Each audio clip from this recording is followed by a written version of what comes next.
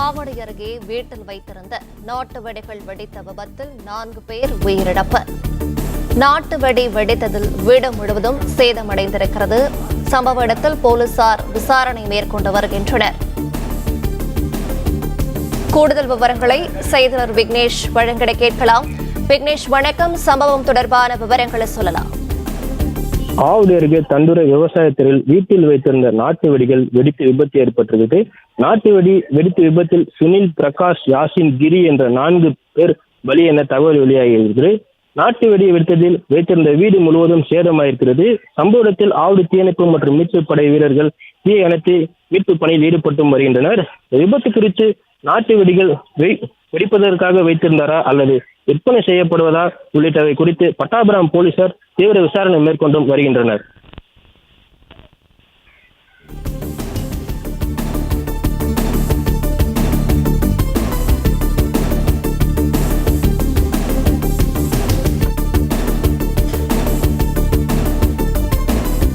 மூன்று பேரின் உடல்கள் மீட்கப்பட்ட நிலையில் மற்றொரு நபரின் உடலை மீட்கும் முயற்சியில் தீயணைப்புத் துறையினர் ஈடுபட்டிருக்கிறார்கள். இது தொடர்பான விவரங்களை தொடர்ந்து வழங்கலாம் விக்னேஷ்.